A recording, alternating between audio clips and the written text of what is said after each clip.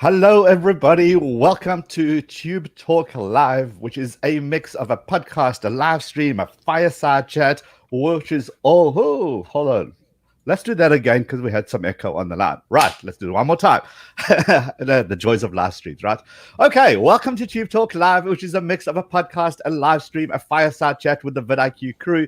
Each time we're going to pick up a specific topic or specific issue that you guys are having issues with or stuff that we've generally seen on YouTube and it needs to be discussed. So joining me today as part of the vidIQ crew, we have our YouTube resident expert creator, Rob Wilson. Say hello to the nice people, Rob. Hello, everybody. I'm chilled. I'm relaxed. I'm going to make sure I don't burn out during this chat. Well, yeah, we definitely don't want that. And then we've also got our gaming master, Dan Carson, who's right here with us. Hello, Dan. Hello. I'm already burnt out, so very good. We're off to a great start. Did you see my intro? So good, so good. It was a really solid intro, right? Almost like we've done this before. Okay, but good news, people. We've actually got a special guest. She is a filmmaker, a vlogger, the Premiere Pro tutorial genius, not Photoshop, but Premiere Pro tutorial genius. It's Leela from YouTube. Hello, Leela. Hi, guys. Thank you so much for having me. I'm excited. All right, so everybody's here. We're all ready to do this. Our chat is going wild. This is what's cool about this fireside chat, but we're talking about a bit of a nasty topic. You maybe have picked up some clues from Dan and from Rob. We're talking about creator burnout. So, guys, creator burnout is definitely real. How do we even define what is burnout? Who wants to pick that one up first? Go on, I'll take a first stab at this. You take a stab at this. I think creator burnout is when you just don't have that normal creative spice and energy. Like you think of a video idea, and rather than getting really excited and then jumping into the creation aspect of it, there's these doubts and these questions that come into your head about whether you want to do it. And there might be many influences for this, whether the channel's not growing, life interruptions, that type of thing. And I think for a creator's natural journey on YouTube, there will be these peaks and troughs where you have these moments of inspiration and you feel like you're on fire with every single piece of content that you go through.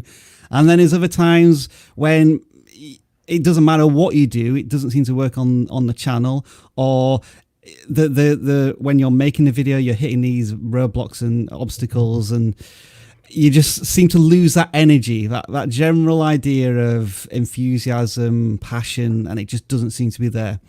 That's how I would briefly define it. Not so brief, but a good definition. Guys, anyone else want to jump in here? Leela, what do you think creator burnout is? Well, I think that Rob already summarized it properly, but what I do think is that when you experience creative burnout is that even coming up with an idea is so hard. Even just thinking about, and when you get an idea, like Rob said, it sounds stupid. You don't want to do it. It just sounds like meh.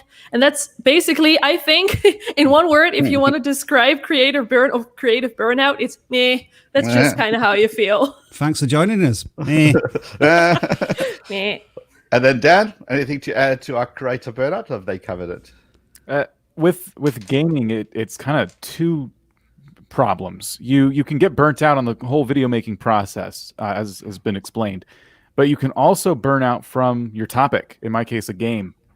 And when you kind of live in a game and create content on it every single day, you have to deal with that. You might be really in the mood to create videos, but you're like, I don't even want to look at this video game anymore. I need a break from it. And that's what my channel's about. So what do I do? Yep, that makes sense. The only thing I would just add to all these points is that creator burnout is almost when you just can't imagine yourself just making this content. You're just not motivated. There's no way you want to pick up a camera. You don't want to write a script. Everything you research is nah. Okay, as Leela, to quote Leela, it's just nah. You don't feel like doing it. And like, what am I doing this for? And then all those doubts start to creep in and going on and going on. So let's start with Leela this time. Leela, how long have you been on YouTube? I've been on YouTube for a little bit over a year. I started in June last year, and it has been a crazy ride. And I've definitely experienced somewhat of a burnout. I wouldn't call it like a burnout, but I was leading to that point. Like I was coming very close to that point. But yeah, I've been doing YouTube right now for what is it? A year and 2 months? Give or take. And Dan? Lila, can I just ask you a quick question? When you first started your channel, did you have any expectations about what you wanted to accomplish, like any goals or anything in particular? Because I'm just wondering how that might contribute to burnout, 6 months, 12 months down the line. Yeah, I think that's funny that you asked that, because when I started YouTube, I had no expectations. I had no, I didn't really feel like, or my idea wasn't to grow on YouTube. My idea was, the reason why I came onto YouTube was because I was missing this little bit of creative freedom, because I started making videos for clients, and I loved it. But at the same time, I wasn't doing something that I truly love. So that is why I came onto YouTube. And that is basically also the reason why I started. That was also the reason why I didn't think about growing on YouTube, because I basically just wanted to create a little space on the internet. But of course, I started growing, and I started growing right out of the gate, basically. So I think that not necessarily my goal from the start has led to the point where I felt a little bit burned out, but definitely the journey that I've been on and the crazy growth and the expectations have led me to kind of burn out. Yeah. That's interesting then. So I love the idea of not having a mindset coming in that I want to monetize my channel. I want to get X number of subscribers or whatever. And I think a lot of creators would do well to have that mindset to begin with, because I always look at it as YouTubers, before you have subscribers, views, etc., you got to love the video content creation process. It's the same as like a painting or pottery or any craft where you could do it in a room by yourself and nobody ever sees it, but man, you enjoyed that process. So I think it's great that you started that because you wanted a creative outlet. But then it sounds like the actual pressure of the, I guess, YouTube, the distribution platform, the audience, that pressure was what kind of, I guess, made you stop necessarily making what you wanted and then start making what your audience was interested in. And that kind of maybe led to the idea of burnout and so on? I think for me is when I started YouTube, I wanted to make a filmmaking channel. So I started doing Premiere Pro tutorials, for example, but I also wanted to do other tutorials. But the thing for me was that I experienced a lot of pressure. I put a lot of pressure on myself. And because of that pressure, I felt like I had no time to create other stuff. I felt like I had no time to go outside, have fun, film something that I love, and then put it on YouTube. I felt like every week I had to upload something, or even twice a week I had to upload something. And because of that, I started sticking to Premiere Pro tutorials because I knew that I could make that within that time frame. And I basically didn't really allow myself to have fun anymore, even though I loved making those Premiere Pro tutorials, and I still do. I started putting a lot of pressure on myself, both that it had to be perfect, but also that I had to keep uploading. And because of that pressure, I felt like, it wasn't true, but I felt like I didn't have any time to do anything else that I love to do with regards to filmmaking, if that makes sense. See, but it sounds like that there is a play to the algorithm that definitely comes in here. So, a lot of us create content because we love it. A lot of us create content because we think that is what we want to produce for the world. But do you guys find that at a certain point, we almost have to put that a little bit on the back burner because, the algorithm picked up one of my videos. I need to make more of that video because that's how I'm going to grow. And then you start playing to the algorithm and then lose the creativity or lose the reason why you started your channel in the first place. What do you guys think? I can totally get on board with that. That's that's something that I think you get to this point where I want to grow, right? And I want to have fun at the same time. I'm doing this to have fun. And again, just going back to gaming, it's it's fun to play games, it's fun to record it, and it's fun to bring it to an audience. But when the videos that kind of started to dictate what I was doing tended to be the ones that were helpful in some way, rather than just me, I'm going to kick back and play some Minecraft today. It was the ones where I'm like, I learned something cool, I'm going to share this. It did pretty good, and what if I did that again? Well, now I got to do a bunch of research now, because that was just one thing I knew. what else could I teach people? And now the work begins, right? And that's the moment when you realize, that's the moment when I realized my channel has to be about this audience if I want it to continue growing at that pace. So I started to do less of the fun things that were made me excited to record, and more of the things that I'm excited to record, but gosh, I got to do a lot of work here. I really need to balance the schedule.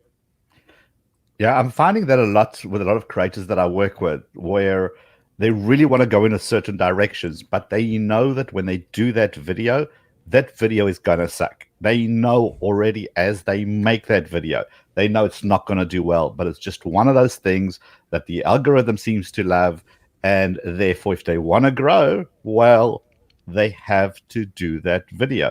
I mean, Leela, like you said, you wanted to go a certain direction, and then you got a little bit of traction, a little bit of recognition. Did you feel the pressure then now to say, okay, let's leave my creativity for a bit, let me focus on the algorithm, and let's see how that's going to help me grow my channel? Not necessarily. I have had moments where a video picked up and I was like, oh my God, I need to make more of it. I don't have time for anything else. I need to make more of it. I've definitely experienced that, and it was really hard to like hit the brakes and be like, do I want to make that? But the reason I never started to only make Premiere Pro tutorials because of the algorithm. It was just something that I was comfortable with and that fit my schedule, basically. Of course, it helped with my growth. I'm not going to say that it didn't help with my growth, but it wasn't because of the algorithm that I started making Premiere Pro tutorials. But when the algorithm kind of rewarded me with a video that was doing well, I did get kind of like, oh my gosh, I need to make another video about this. So I can relate to that part. Yeah. Rob, you've been making videos for a while before even vidIQ. I mean, you've had your own personal channel. How did you kind of find your journey? And how long have you been on YouTube? Because people think you just started YouTube when you started with vidIQ. But I think 10 years is probably a safe estimate right now. I think I started my channel in 2008, but took it seriously end of 2011, so around about 10 years. And I think for the first 2 or 3 years, like I say, I just enjoyed the video making process. So it didn't really matter too much what I was making, because it's just all of the editing, the filming, and then getting that little bit of reward from YouTube. But I think maybe 3 or 4 years into my journey, so to speak, I did get fatigued and I got tired. And I think it was when I was being a little self-indulgent, making content I wanted to make rather than listening to my audience. I moved countries, so I think that, like it, I talk about life interruptions sometimes with burnout or things stopping you from being on YouTube. So there was a natural break at that point. And I think in that 6 months when I wasn't really on YouTube, that did re-energize me and give me the, that drive and that passion to start making video content again. And I think at the time I just accepted it. It was one of those things where I was trying to say to myself, you know what? YouTube's not necessarily going anywhere while I'm away. It may get a little more difficult to make content because of YouTube continues to grow, but I think at some point you have to accept that if YouTube isn't your job, if it is a passion or a hobby, there are going to be times when you may be a little less excited about it, and sometimes just taking a break, whether it's a week or two or a couple of months, can really help refresh your energy. Yeah, that's super interesting, because there's a lot of fear out there saying, oh, I'm being told by every expert, make one video a week, make one video a week, make one video a week. And, I've got to stick to my schedule. I mean, how many times have we heard that? If you say you got to make a Tuesday video, you best make sure you got a Tuesday video. All those things help grow your channel, for sure. There's no question about that. But then you got to I think to myself, do I have to balance that with my ability to create good content to hit that Tuesday mark? And sometimes that pressure is just too much, and you tend to almost work against you. I used to have a series called Tech Tip Tuesday, and guess what? On every Tuesday, there was a video. But the pressure, knowing that there's this hard deadline, just worked against me. So we do have to kind of play algorithm, creativity, the audience, schedule. All of this needs to kind of balance in some sort of harmony to get us that peacefulness that we look for in YouTube. Dan, on your channel and doing specifically with gaming, where it's now, there's lots of action, the games are hot, people are making content. How do you balance your ability to create with what's going on, what's trending, what's hot?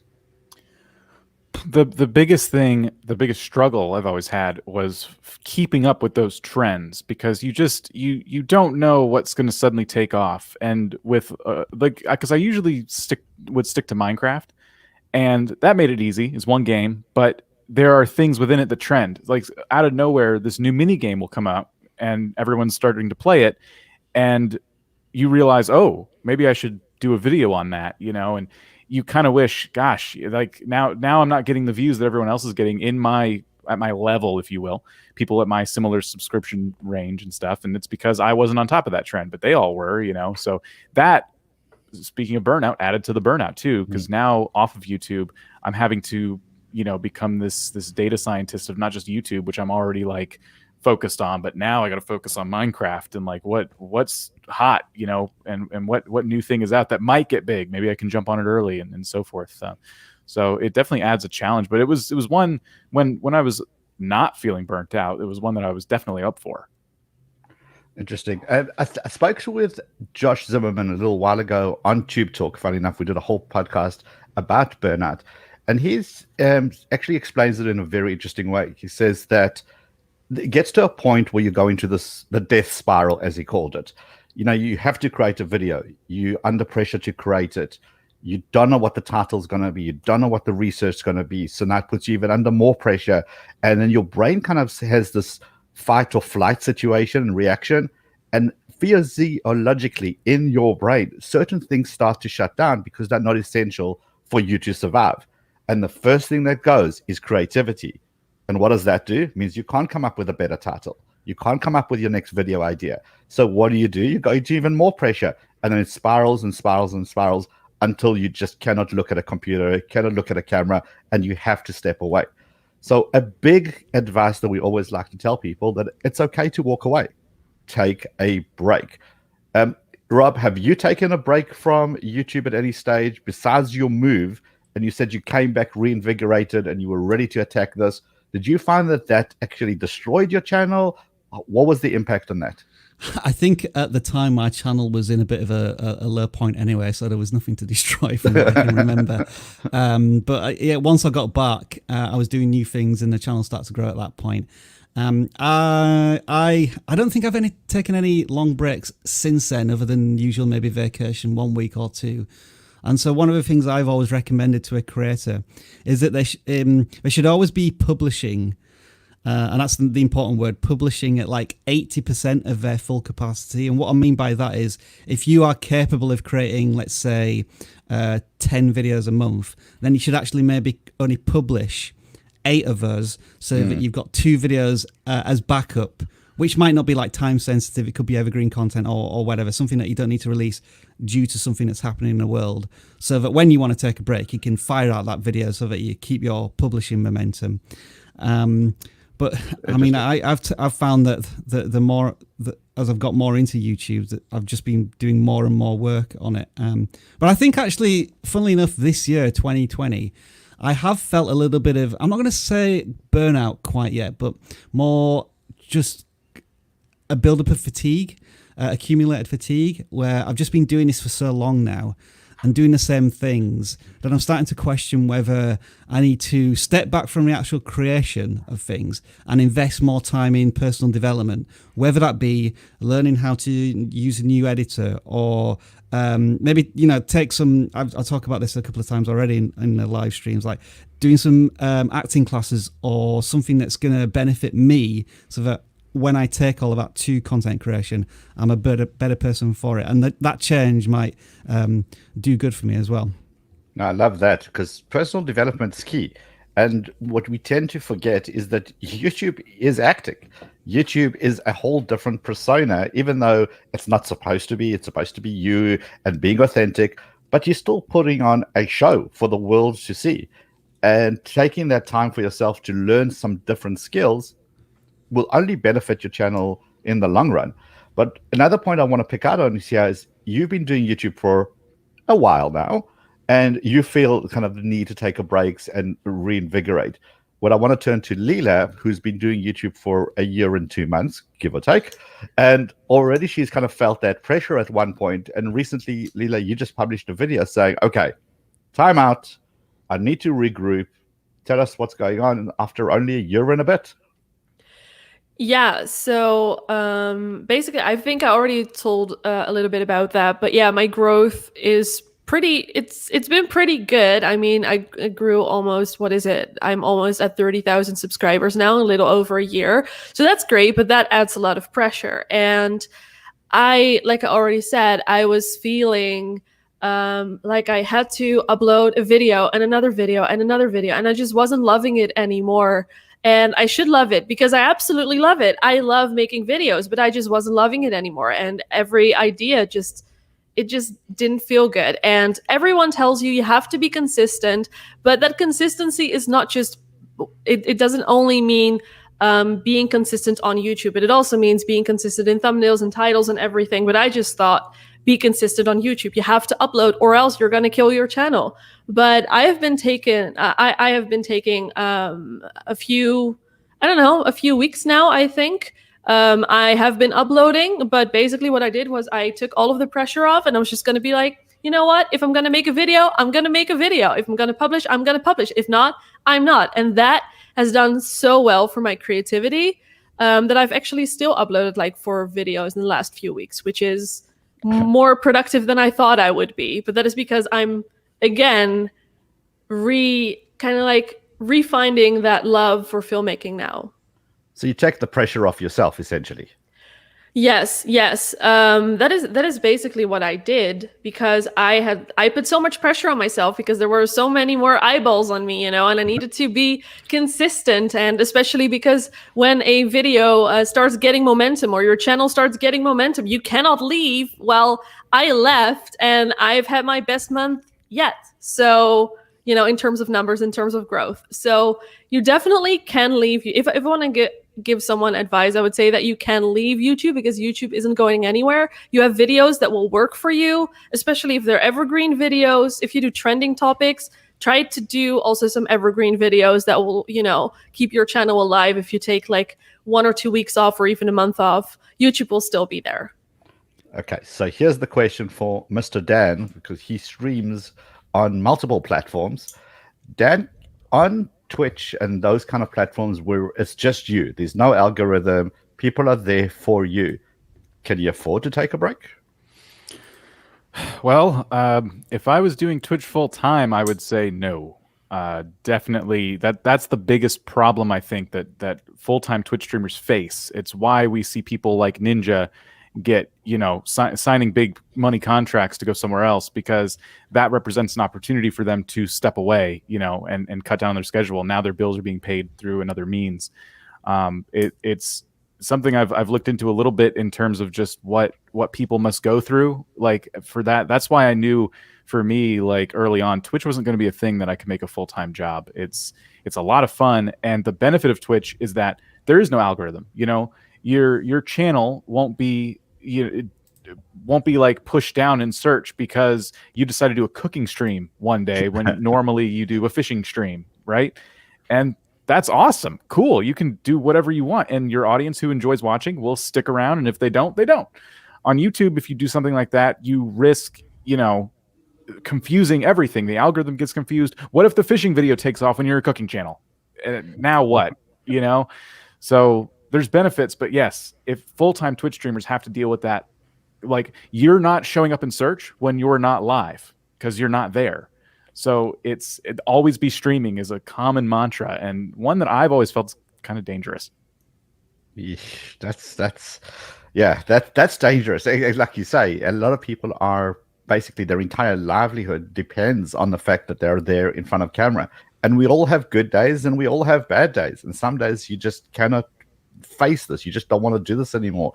So a place without an algorithm, you kind of pros and cons to everything, right? Right. It's all about you. It's your personality. People are there for you, but then you got to be there for the people at the same time, right? What's also ironic right now, Leon, is you're wearing a shirt that says "Eat, Sleep, Create, Repeat," and so maybe that's not quite the right merchandise for this for this live stream. Leela, I did actually want to ask you a question about your pivot here, and I'm going to kind of put you on the spot a little bit in terms of like pure YouTube numbers, right? So I've put a link to Leela's channel, by the way, in the description. So you've got 28,000 subscribers.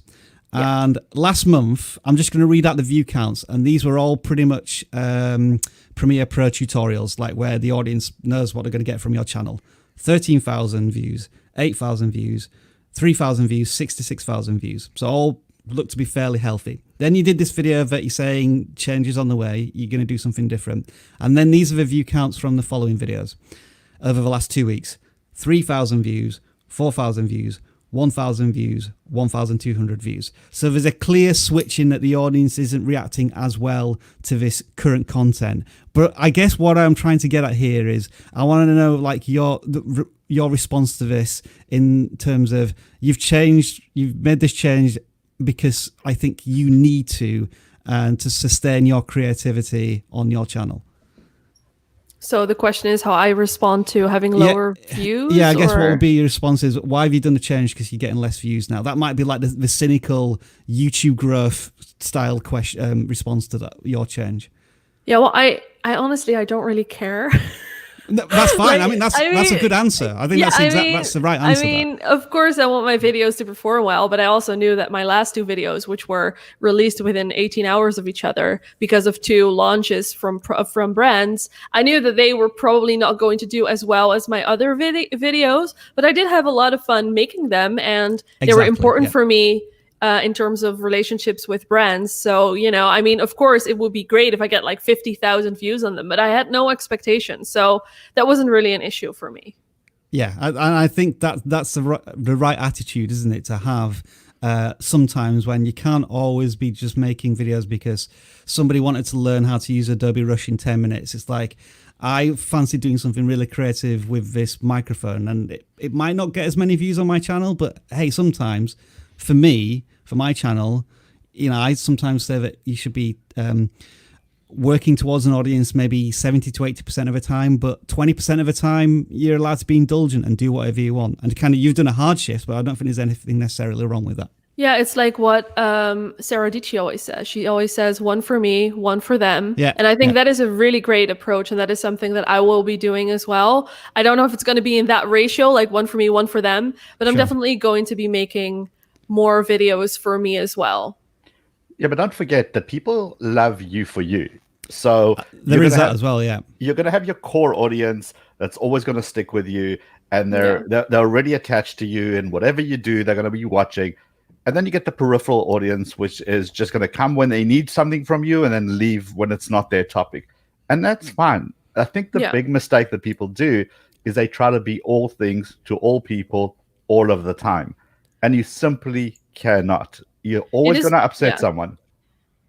It is really hard to not want to be like everything to all people. But that is really true what you just said. I mean, I'm looking at my channel right now as well. And I mean, obviously my Premiere Pro tutorials are doing better, but I also want to do other things. And there is a lot of people who also love my vlogs, for example. So my vlogs usually perform pretty well as well compared to the rest of my stuff. So I'm just excited to make more videos. And I think one thing that everyone says is niche down, and then people start niching down too much. So for me, that would be maybe only doing color grading tutorials in Premiere Pro. And then that is what I would have to make, because like Dan already said, you know, what if your fishing channel or fishing video just takes off? If you're going to niche down too much and it's going to cost your happiness, then you shouldn't be doing that. Because I think that the most important thing about YouTube, I think Rob touched on that as well, is that you have to love it. If you don't love the entire process, what are you doing on YouTube? I mean, money is great, but little secret, you don't really get paid that much. So don't tell them that. But guys, remember that, I mean, just a little while ago, slime was all the rage, right? Everybody was making slime videos, and then everybody was chasing fidget spinners.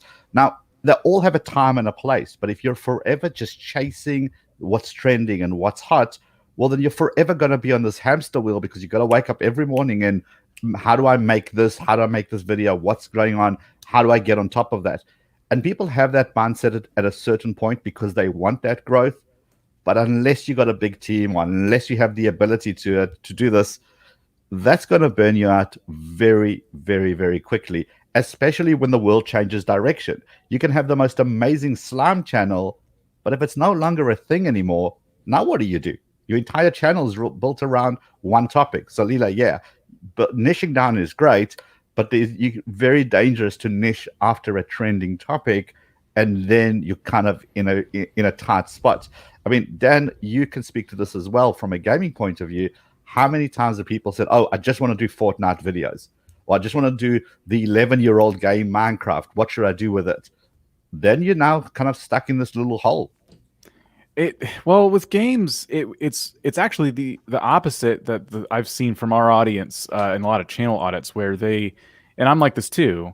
I don't just want to play Minecraft, so it becomes the opposite problem. I want to play everything. I'm a gaming channel. I'm not a Minecraft channel, and I always give the advice of like, that's great, but you can work your way to that. They see people like the Markipliers and PewDiePies of the world playing whatever they want, and those were their inspirations, and they're super excited whenever the video comes out. Oh, cool! I want to do that. Well, they have millions of subscribers. They can play whatever they want. Because they don't have to. Their titles can be 2 words long. People are going to watch it. They've kind of earned that with all of their credibility and clout. But you start small. But I love the idea of not niching down too much. If your whole channel was Minecraft redstone tutorials that taught you how to harvest crops, you would run out of ideas very quickly. That's so small, and maybe they do great. Maybe the 10 of them that you did out of the gate did fantastic.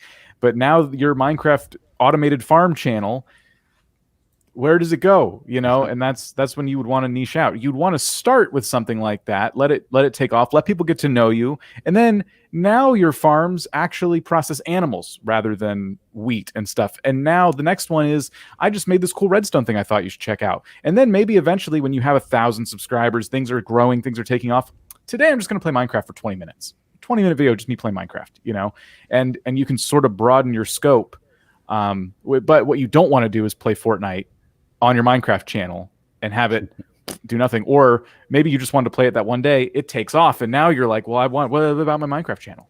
It's kind of a delicate, ecosystem. It's a balancing act at the end of the day. Yeah. But again, something that from your comment is, what happens if those videos take off and then you just make more of those? So, Rob, if your videos on vidIQ's channel, the ones that how to get from 0 to 100 subscribers or 0 to 1,000 subscribers, if that's the something that you saw lots of traction on, would you then make 20 more videos on the same topic? Yeah, I probably would. 'Cause it's just something I like talking about. That's why I asked you.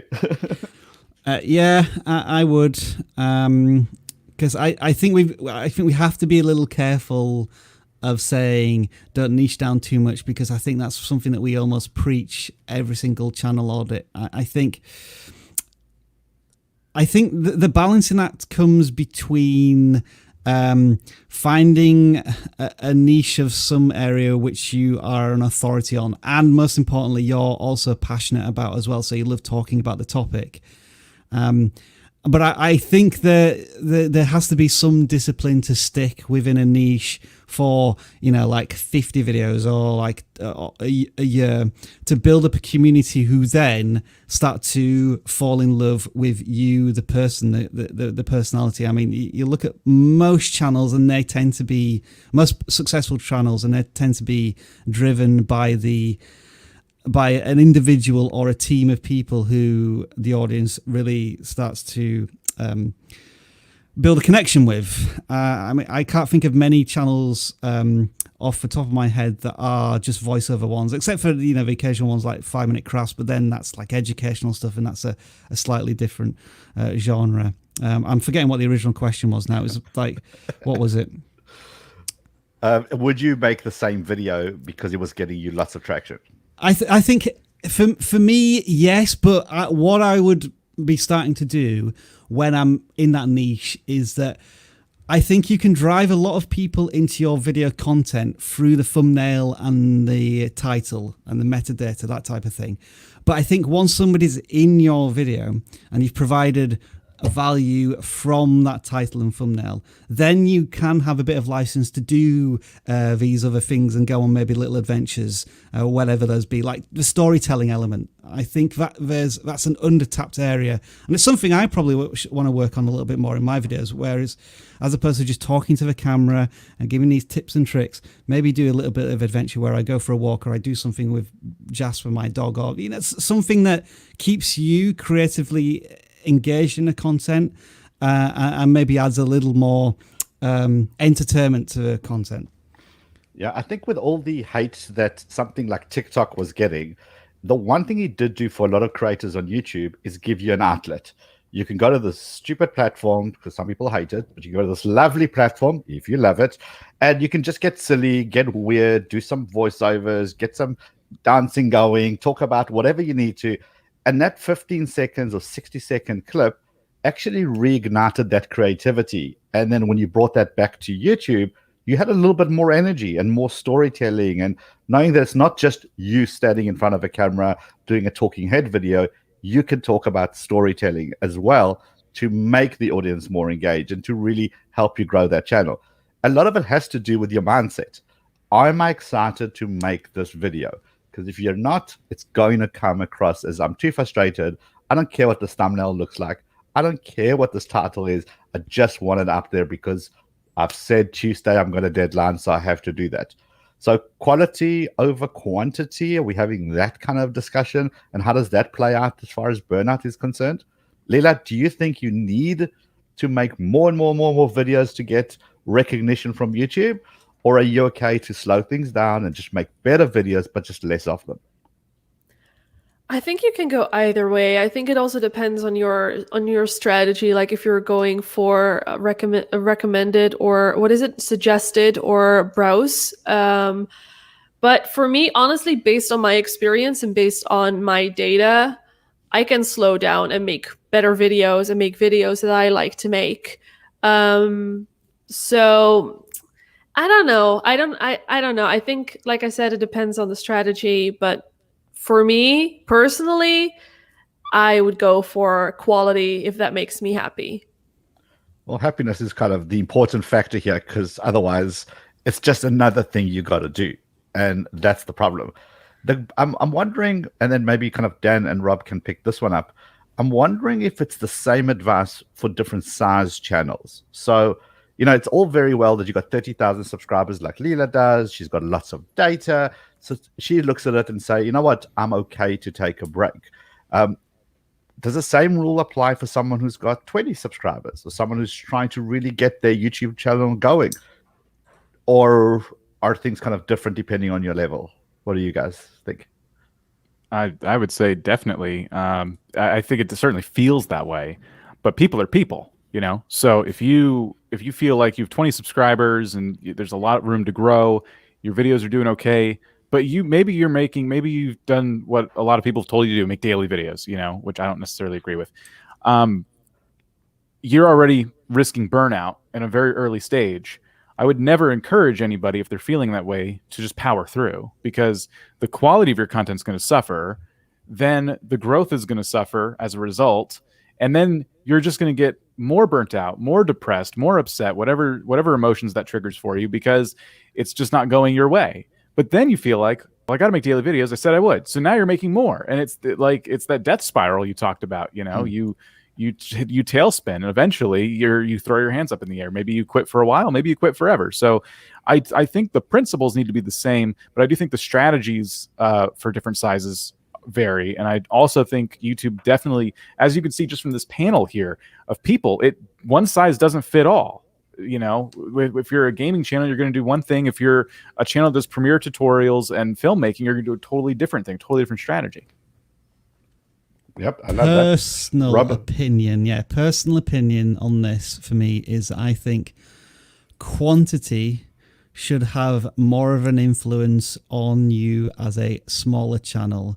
And the reason I think this is because I don't think anything beats experience when you first start your YouTube channel. It doesn't matter what any of us tell anybody who's watching this live stream right now.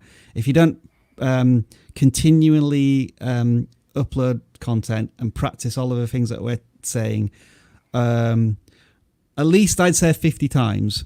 And I'm talking about the entire video process, like make an idea, filming it, editing it, then uploading it to YouTube. That's really crucial. Understanding, creating a thumbnail, the title, metadata and all that, and then responding to comments, getting a feeling and understanding of how the life of a video, I think, is really important. And as I've said already, you should love making videos before you even start a YouTube channel.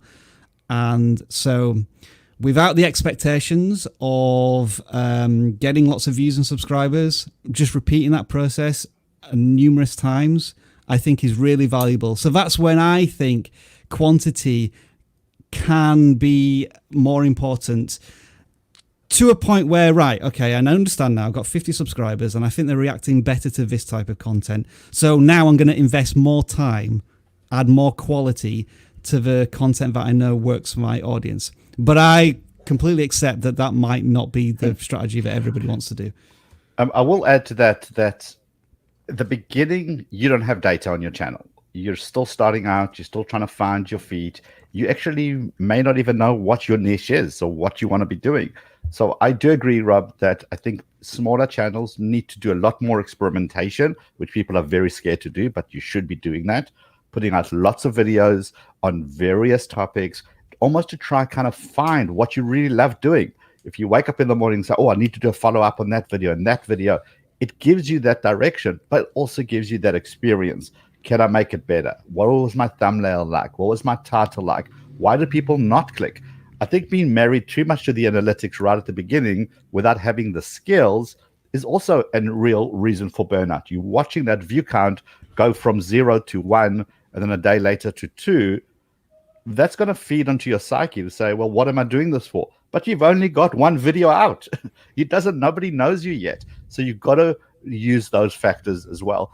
Now, the one thing we haven't spoken about is external factors. So we spoke about internal factors, our mindset.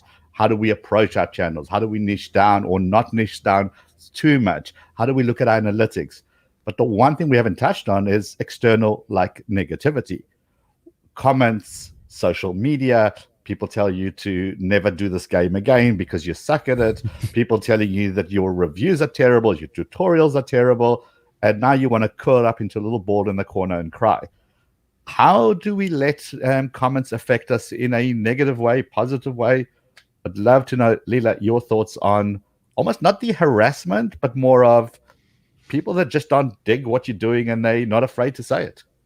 I do want to add one little point to your last point, and that is that as a small channel and not having a lot of data, that actually gives you a lot of freedom, which is great because you can actually play and experiment, and it's not a negative thing to not have any data or not have an audience. It's actually perfect because no one really cares about your channel yet, so you can just play around with it and you can just figure out what you like to make as well as what works for your channel. So and that have was fun. And have fun with it. Yes, and have fun with it. Now, how do I respond to quote unquote harassment or negativity? I don't respond to it because my mentality is that if you put a negative comment in my comment section, I'm going to delete it because I've worked so hard on my videos. It's not that I don't appreciate constructive criticism, but if it's not that, if it's just flat out a negative comment, I don't have space for that on my channel. I don't have space for that in my comment section. I work too hard for it. I want it to be a safe place as well for the people in the comment section. I don't want there to be any negativity or fight. So I just delete it and I move on. Okay, but do you let that impact you though, kind of in your mind? So we all do that. I mean, we all block those haters and we hide them from our channel. But you got to admit that when you're sitting there in the evening trying to work out what your next video is, some rando comment from a little while back still just sits there gnawing at you. You forget about all the hundreds of positive comments, but that one comment is the one that really just irritates you. Sorry, Leron, that was me. I just couldn't stand that video you made. I keep blocking you, but you keep creating new usernames. I don't know what you're doing. Yeah, I'm up to 748 now in my usernames. Yeah, now honestly, I have not been affected with any negative comments because the negative comments that I get are just ones that I can just laugh off because they're just dumb comments, you know? So I haven't really had any comments that really hurt me because it was one of my insecurities or something. So I cannot really comment on that. Usually it's just like a dumb comment and I'm just like, whatever, and I just delete it. So I am very lucky for now. Oh, don't open that can of worms. Dan, gaming community tends to be vicious.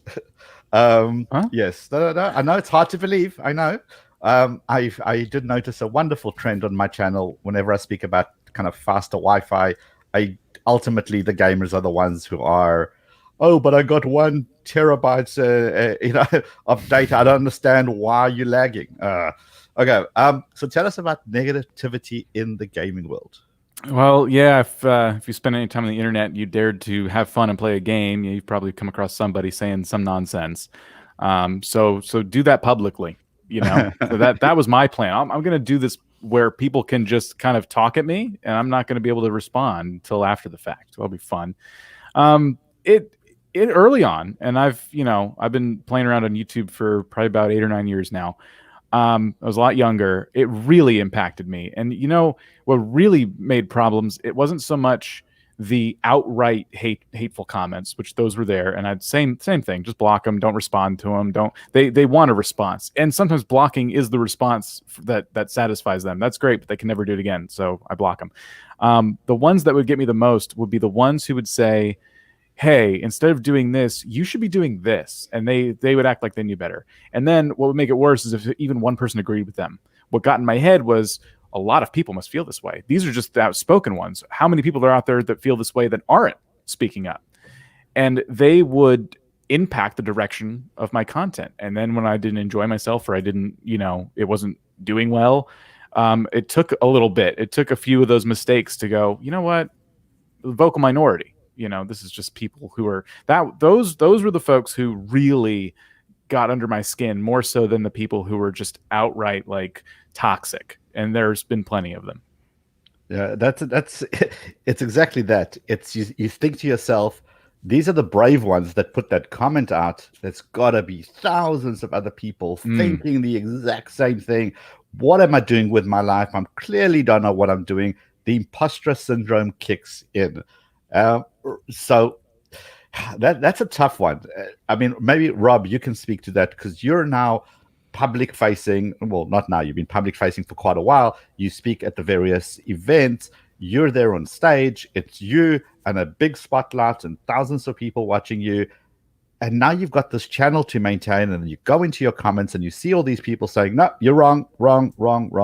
I did this. It didn't work. Does that ever play into your mind when you're trying to create your next video? How do you block those from really defining your channel for you, essentially? I might be making this up to fit my argument, but isn't there some logic where it's a lot more difficult to get a piece of praise than it is criticism?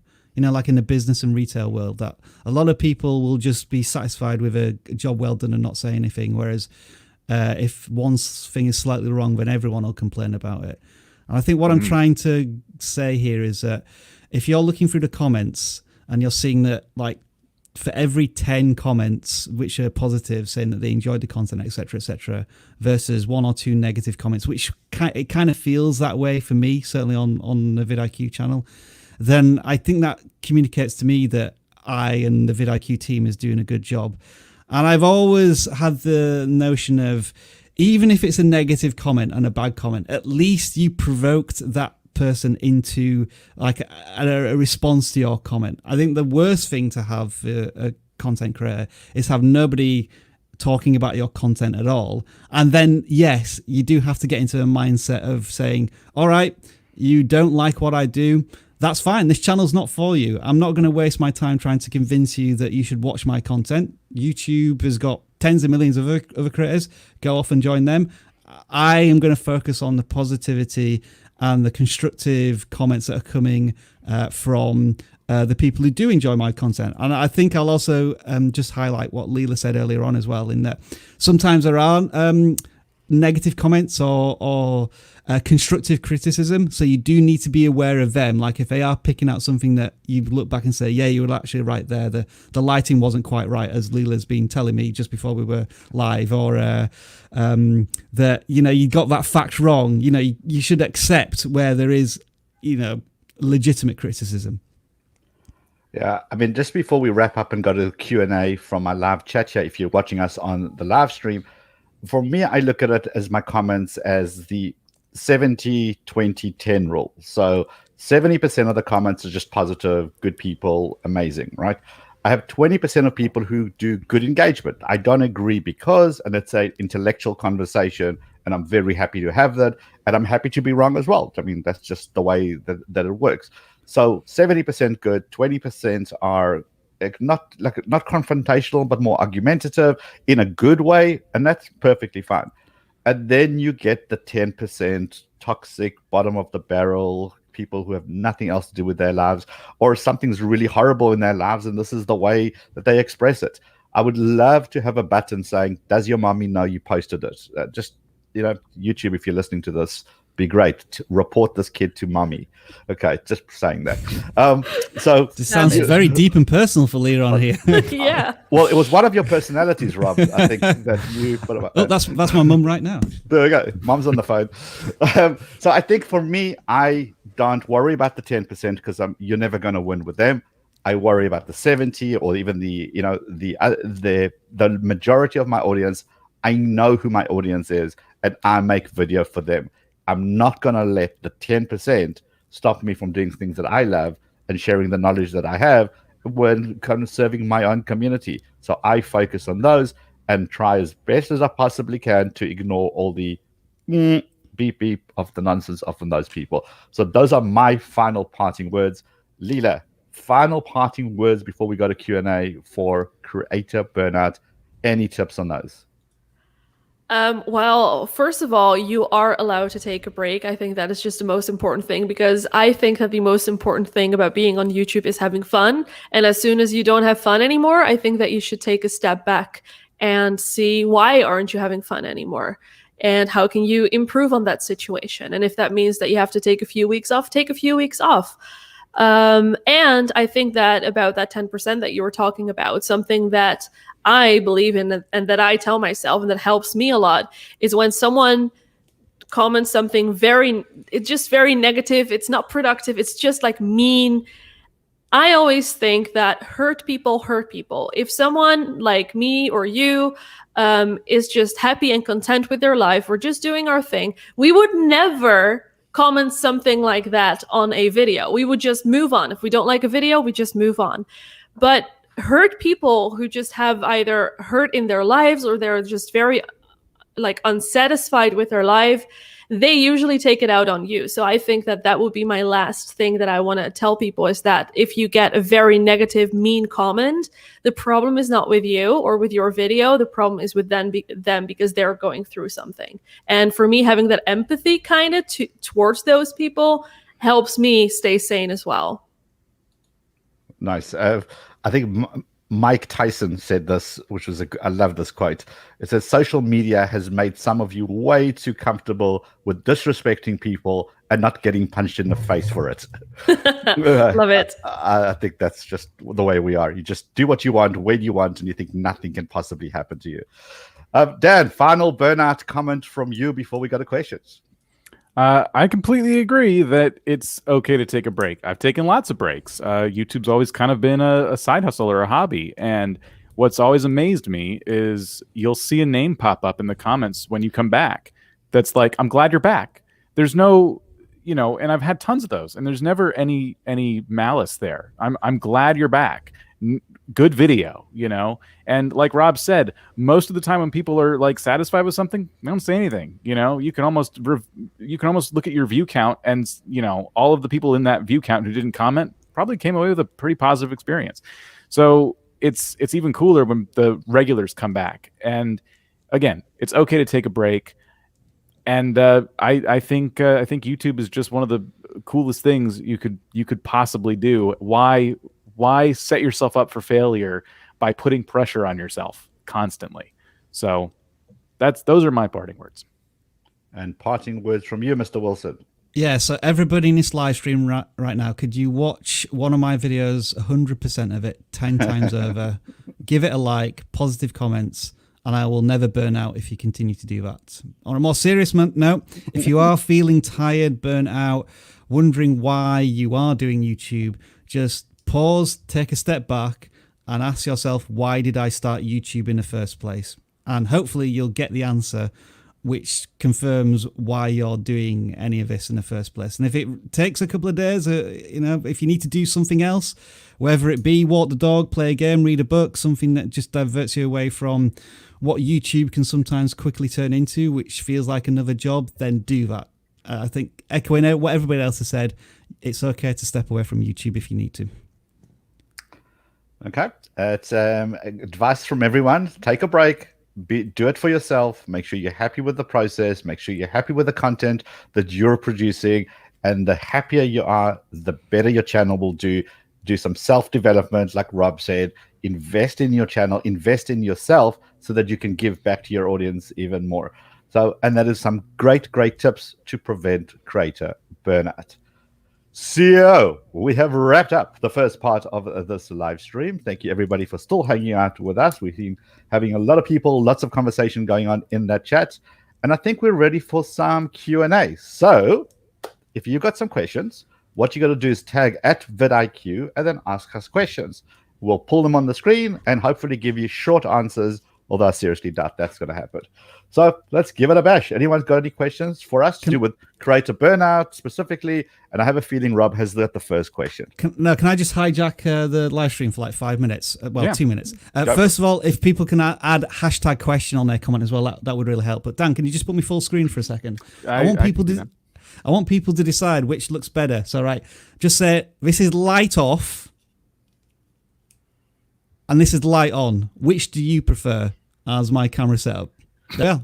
Just tell me in the comments. I'd like to know. There we are. That's me hijacking the live stream for 2 minutes. I see we're using it for good and not evil. That's great. All right, lights on, lights on, lights on.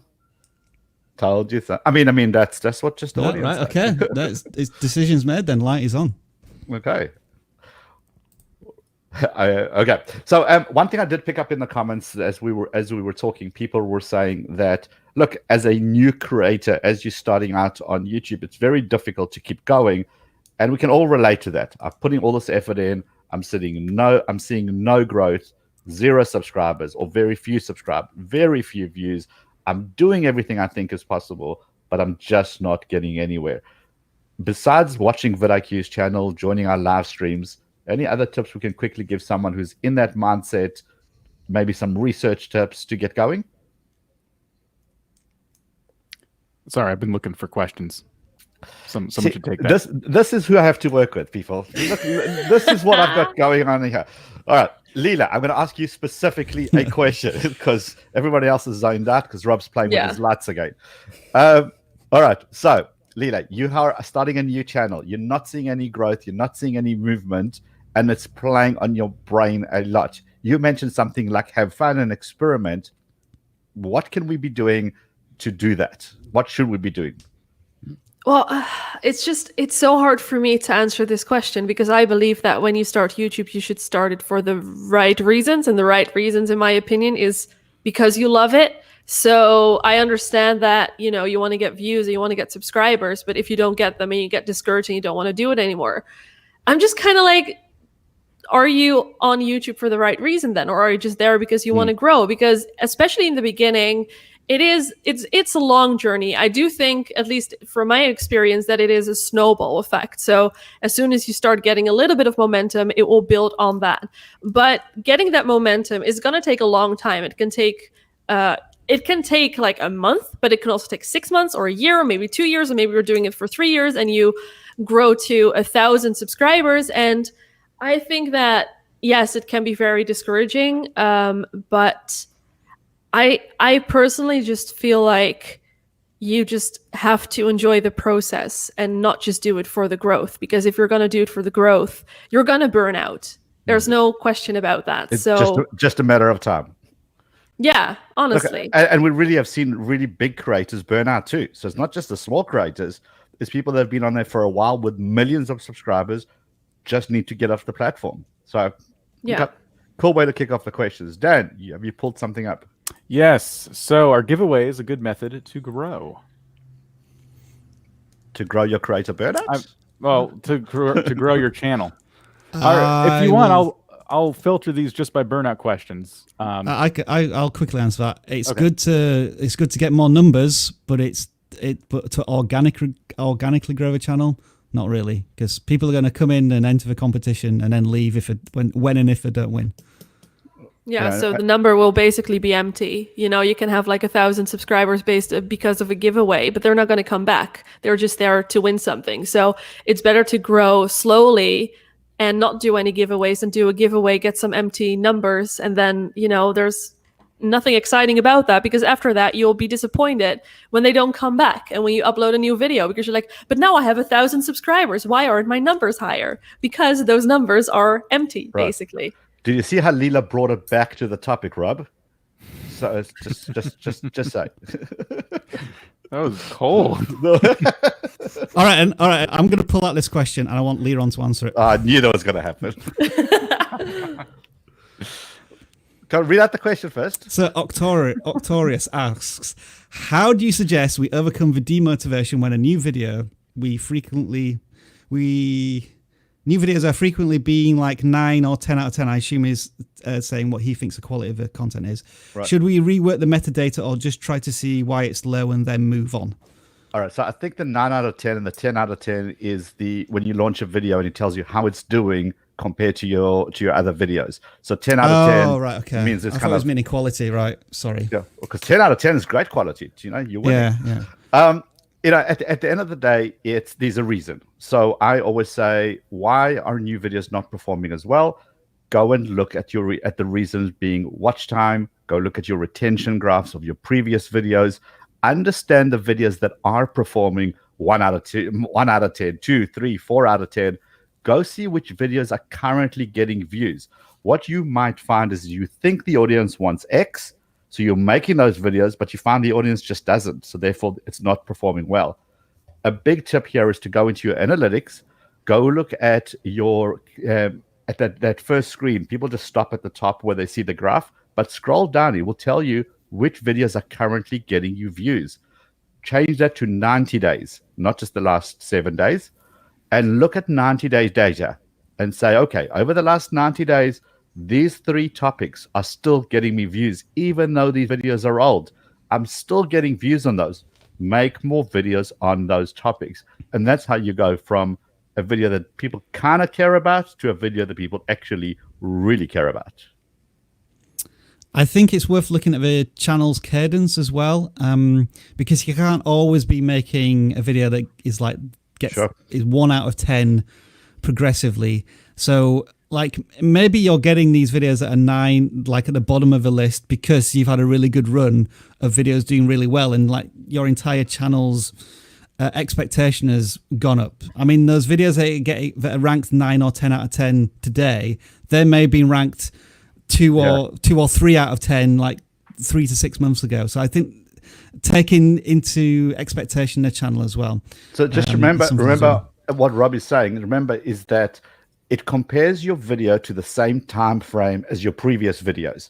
So if you had a massive hit before, nothing you're going to do after that is going to top that. So your videos will already start at 3 and 4 and 5. So 5 out of 10 is actually pretty good, because normally that would have been your 1 and 2 out of 10. So I guess it's having a helicopter view, not just a micro view of what's going on, to answer the question in deep. Got one here.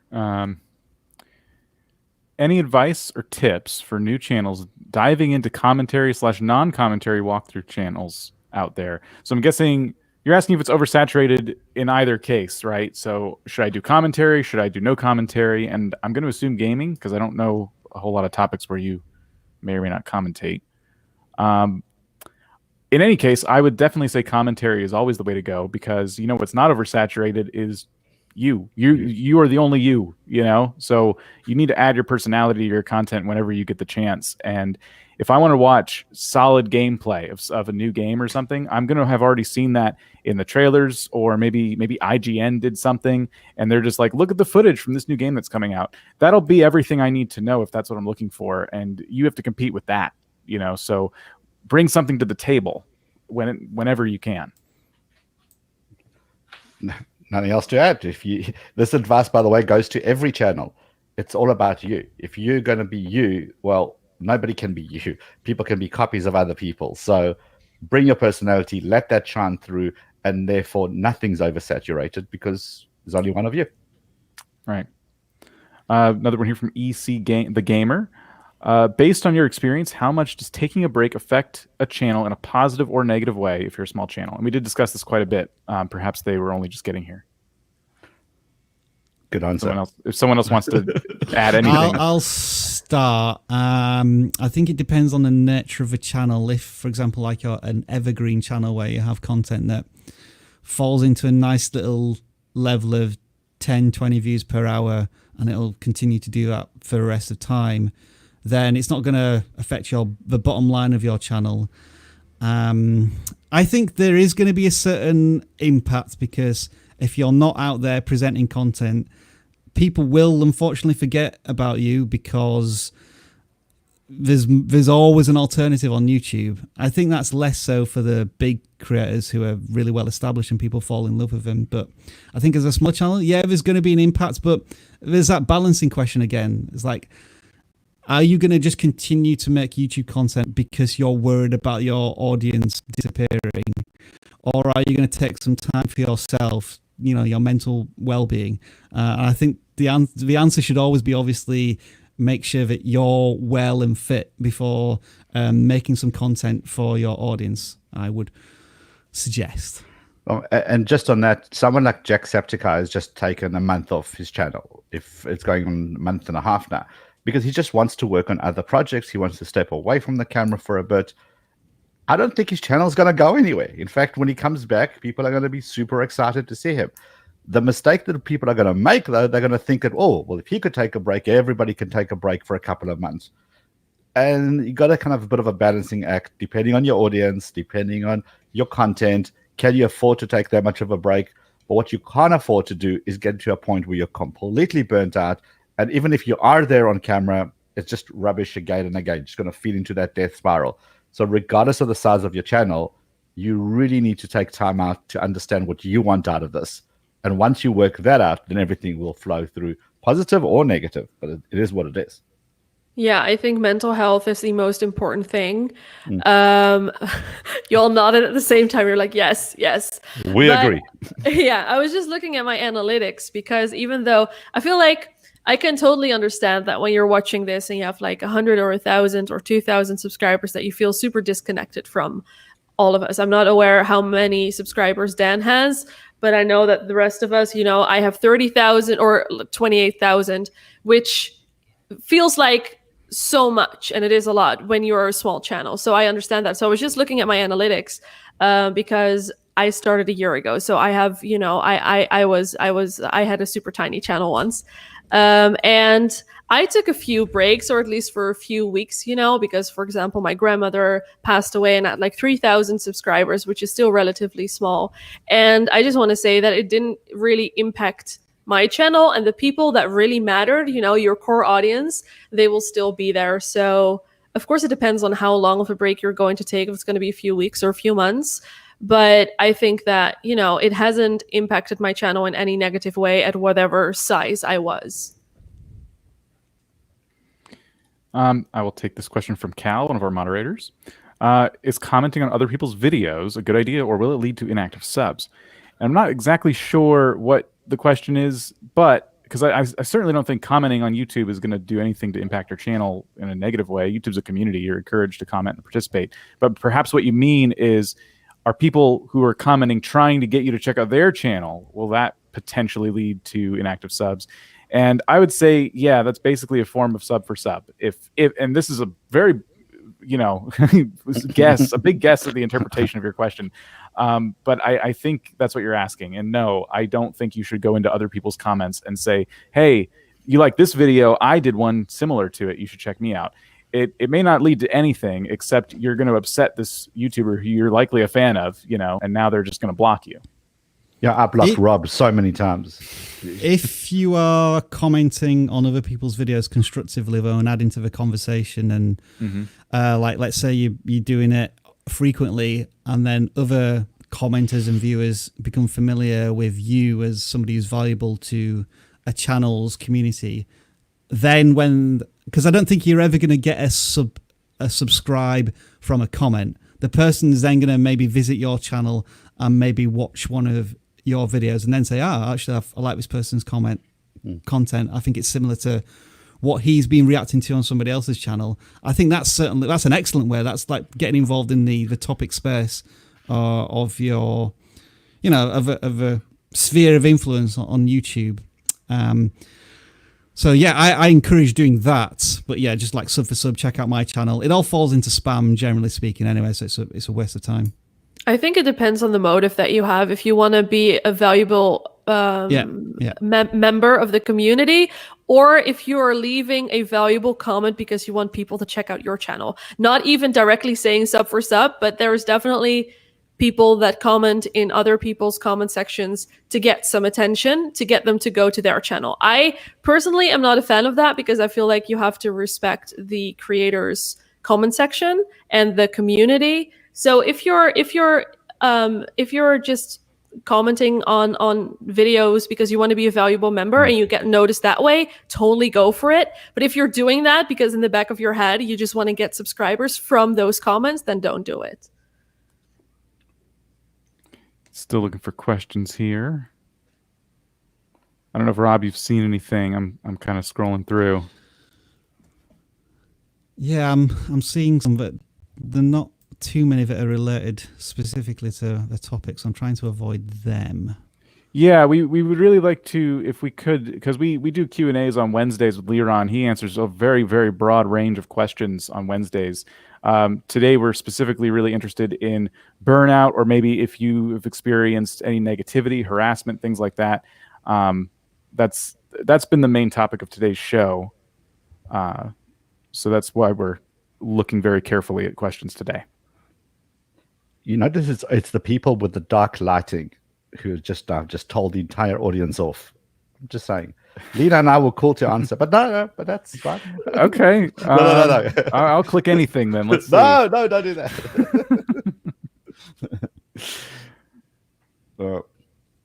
Let's see. Maybe let's see. I went from 4 videos a month to 2 videos a month. Am I going to slowly kill my channel by doing this? I do this for fun, but maybe take it serious later on. Okay, I like this question. So I went from 4 to 2. Am I going to kill my videos? No, well, not depending on your channel, depending on your audience, depending on how big you are now. The reason is, why have you slowed down? 4 videos a month. I assume it's 1 a week. Now you're doing 1 every 2 weeks. Is the reason that you've slowed down because you just cannot keep up? In which case, that's fine.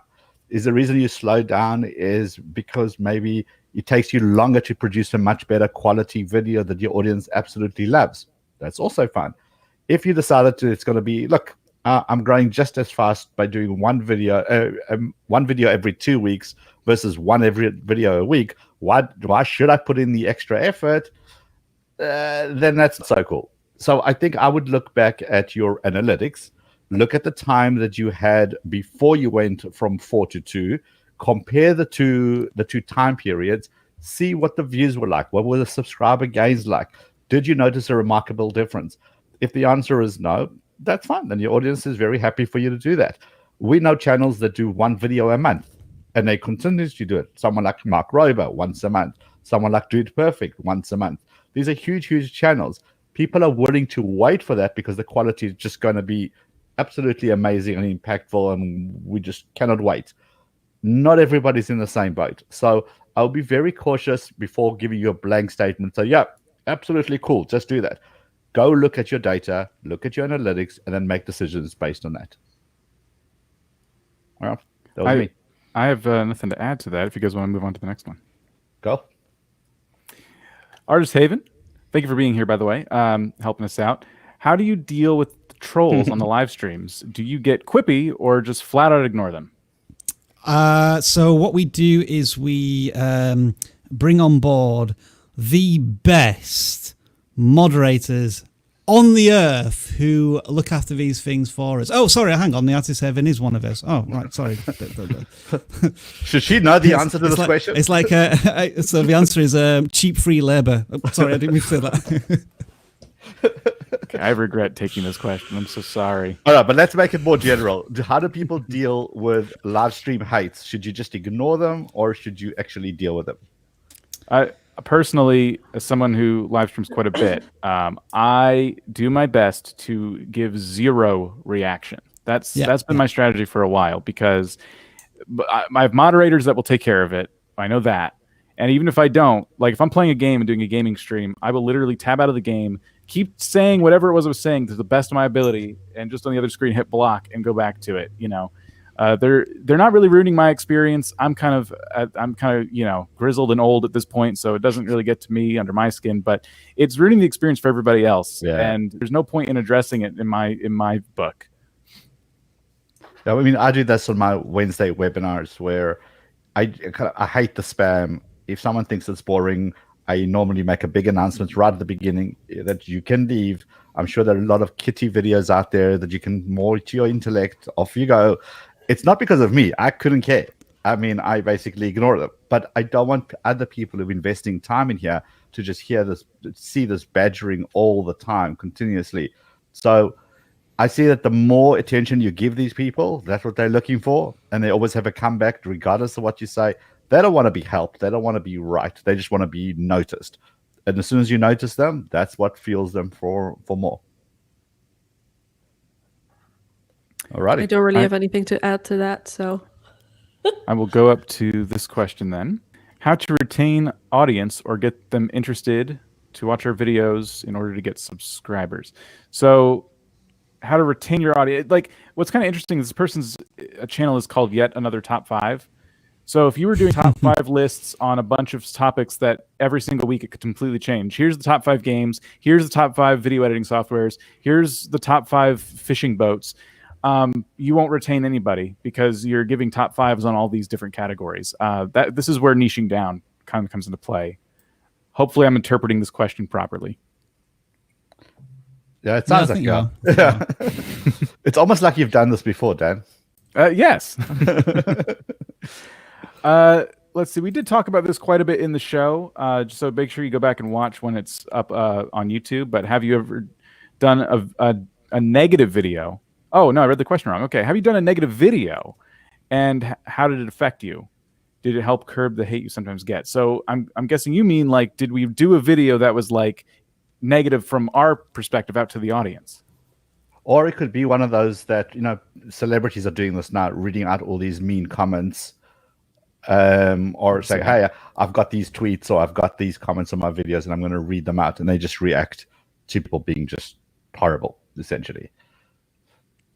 Yeah, I suppose haters are going to hate. It doesn't matter what you do. They don't have a reason for being. There are people that create multiple accounts so that you can block the one account and they'll keep coming back at you. And I think our biggest fear as creators is, how will it affect my channel?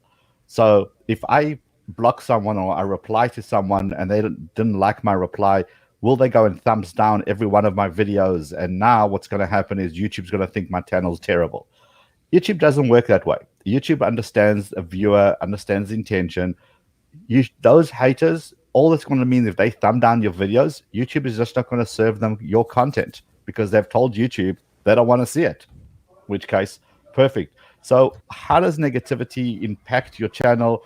Thumbs down, negative comments, block, hide from channel, let them scream into the void, and move on with your life.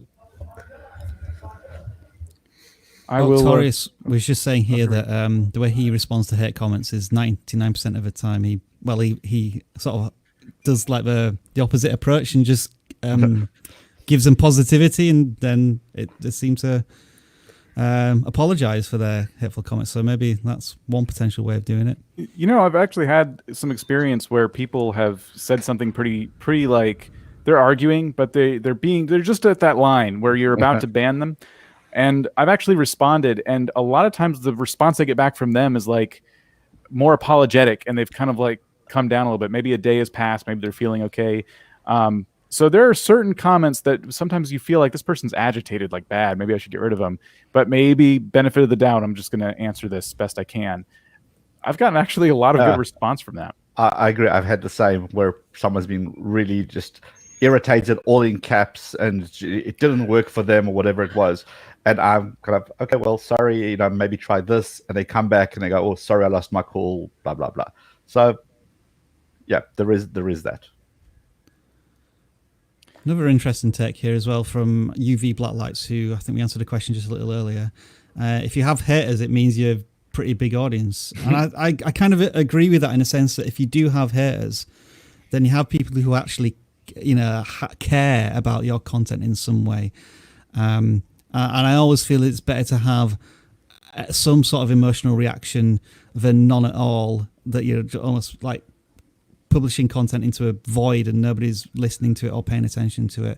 It's just how you deal with that hatred, whether you engage with it or just let it be, not necessarily on the channel to, create a toxic environment. But I feel as if you know how to deal with a negativity, then I don't necessarily feel as if it's a bad thing to have people commenting in that way. Does that make any sense to anyone, or am I just weird in this way, in that? I don't know. I felt like I just got banned from the stream and I disappeared off camera. So yeah, you did for a second. Yeah, tired of the trolling. I was done. It's like, I'm done. I'm out.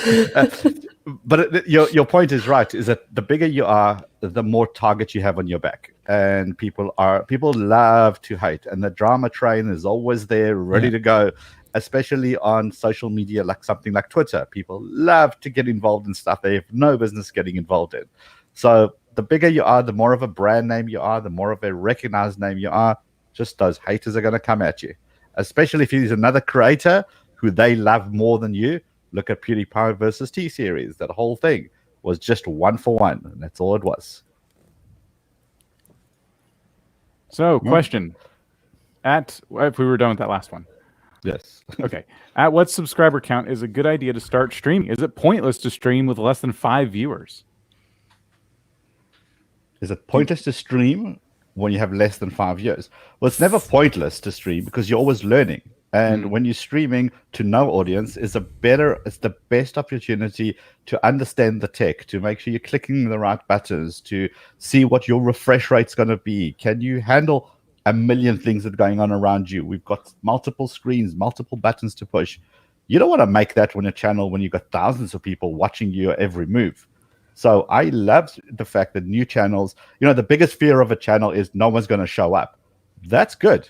If nobody shows up, you have an opportunity to really understand as you've gone live what the process is. And just like normal YouTube, you get better the more you do, essentially. Just my take on it. I think when you're broadcasting, that's and YouTube is a bit different than Twitch. On Twitch, if you have 5 viewers, you're doing a lot better than a lot of folks. You want to keep going as long as you can. On YouTube, you get discovered after your broadcast is done. Maybe you're uploading video on demand as well, so you get searched from that. But you have an extra opportunity to be seen while you're live. So if you have 5 viewers, if you can stick around, even though you're feeling like, I only have 5 people. Well, for one, that's 5 real people. That's kind of mean. It's kind of insulting. And 2, it could be 6 soon if you wait. Because your stream is ranking somewhere. They found you, and it's the more you go, the more of a chance there is to get them in there. But if you're constantly on the corner of the screen worried about that number, it's gonna reflect. You're live, and people are gonna be able to see like you're just not into it. So I wouldn't worry so much. Be happy 5 people are hanging out with you. I would agree as well. As Leron said, it's a good opportunity, as with everything else on YouTube, to test and be prepared for when you actually want to do it, because it's something of real value that you want to share with your audience, knowing how to exactly do live streams. And I've only realized after doing hundreds of live streams how really to produce a live stream or talk on a live stream. Although people who watch the Tuesday live stream may argue against that, since it was an absolute terrible technical error of a show. But you know that those type of things happen, and you have to get used to things going wrong a lot on live streams. But I will also say this: I mean, there's about 160 people who are watching now, and they've been watching for an hour and a half. You are our most dedicated, hardcore fans, and we love you for that. And you're here because you really want to get value out of what we have to offer. And never forget that when you're doing a live stream. Because you can have such a powerful impact on those people directly when you're answering questions just like this.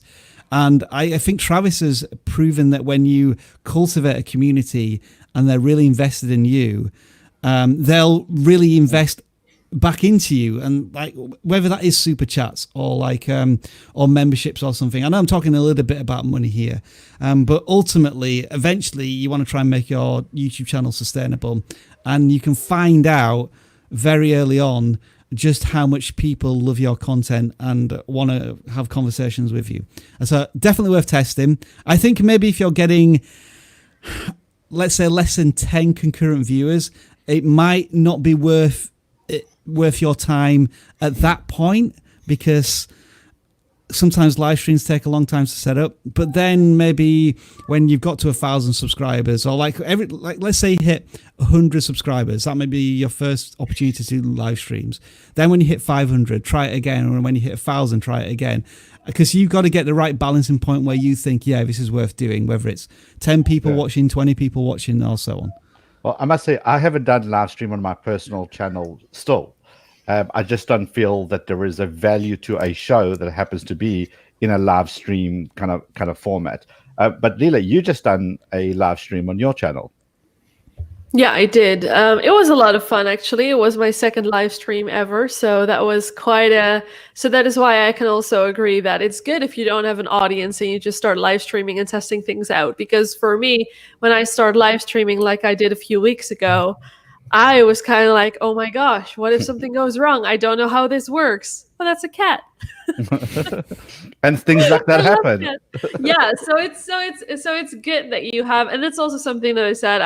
I think I said it during the podcast where I said, you know, if you have a small channel, you actually have all the freedom to experiment and have fun, and because there is no expectations of you, no one is really waiting around. So I think that goes also for live streaming. It's actually a good thing that you don't have an audience, because you can have a little bit of fun and the audience will come. So and it's, remember that whenever we put something on YouTube, it's a one-way street. It's us uploading, and the only engagement is comments. Whereas a live stream, weird stuff can happen. Gizmo is going to jump on Leela at any moment because now he's going to be jealous. I mean, that's just what's going to happen on a live stream, and you just cannot freak out. So, guys, I think we can record it. It's been an hour and a half of Q&A, and along with Creator Burnout Talk. Thank you, everybody, for hanging out with us in the chat. We had lots of engagement, lots of fun. And essentially, that's what we're here on YouTube for. We do this as vidIQ. Leela does it on her channel. And we're doing it because we want to give back. We want to enjoy the process. And we want you guys to enjoy being here. And if you didn't, well, then we would have to re-strategize. But if it gets to a certain point where we cannot look at the camera anymore because we just cannot fathom getting up in the morning and making yet another video, that's dangerous. You've got to recognize those signs early on and make a plan around that so you don't hit that wall. Go for a walk with your dog, stroke cat, pigeon, whatever you happen to be having, and go. Can you walk a pigeon? Oh, I have seen weird things in Texas. Don't ask. Okay. Weird stuff happens here. What can I tell you? America. So anyway, regroup, get yourself back into the game, and then come back when you're ready, strong, and able to go. Final words from the esteemed panel. Never including cat. the cats. Have a cat. There we go. Just thank you, everyone, for continuing to join us and support us on the live streams. We hope we're giving you value back, and you can take it into your YouTube creating journeys in life. Leela? Yes. No, thank you so much for having me. I had a lot of fun, and to everyone who is crushing it, just keep crushing it. You will get there. Keep having fun. You will get there, even though the growth is super slow. One day it will be picked up. So enjoy the process and just have fun. Love that. It will be okay in the end. If it's not okay, it's not the end. That's Walk the a way. pigeon. And walk a pigeon, obviously. All right, now everybody, wave goodbye awkwardly at the camera as Dan sees us out. Thanks everyone for hanging out with us. It's been super fun. Okay, I think Press the Rob's- button, Dan. I can't smile for the Yeah, lunch. Rob's Oh, on this is something. great. This is awesome. Keep good doing it, content. Rob.